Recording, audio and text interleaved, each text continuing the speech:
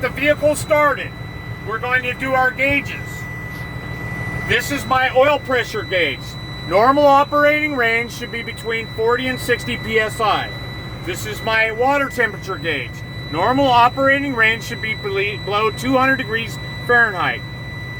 This is my tachometer. It is functioning properly.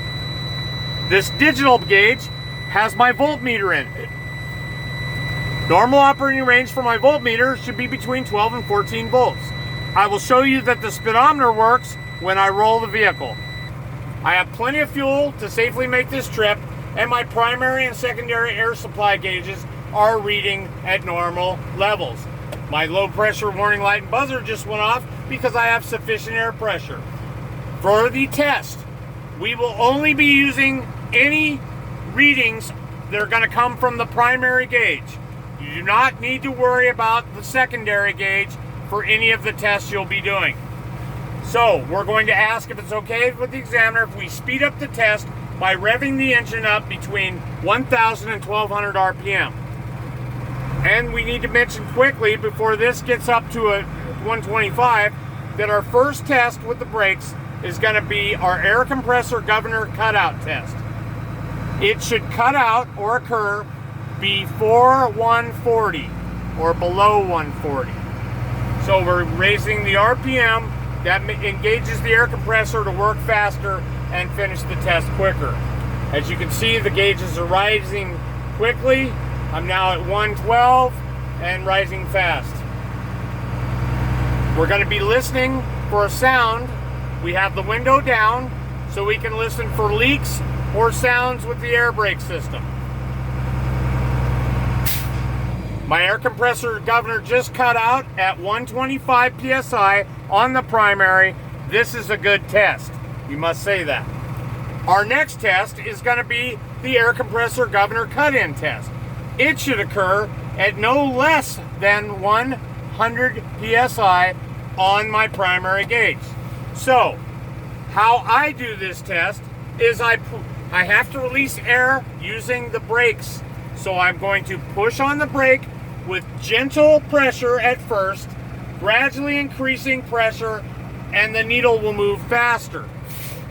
At halfway, I release the brake, and it's mandatory that you count to 10. 1, 2, 3, 4, 5, 6, 7, 8, 9, 10. You have to give at least a minimum of 10 full seconds between your pushing of the brake and releasing it and the needle. What we're looking for is the needle to move at any point on the primary gauge. If the needle moves, you give the reading where the needle moved. So let's just say for this sake, we're at 110 psi. If the needle were to have moved, you would say my needle started moving at 111 psi. And then you'd say this is a good test. But this truck is old. It's not going to come on until about 103 or 102. So we have to release air in a maximum of 2 pumps or stages. I'm going to tell the examiner at this point, my needle did not move, I need to release more air. So again, I gently push on the brake so the needle doesn't go crazy and add more pressure. I don't want to go below 100, so right about 101 or 102, I'm going to release the brakes and count to 10 again. 1, 2, 3, 4, 5, 6, and my needle started moving at 103 psi. This is a good test. Our next test is going to be the rolling, or going to be the 3 brake tests. Excuse me. Our next test is the 3 brake test. You will say this. You don't need to wait for the vehicle to charge air as long as it's over 100. You're going to say,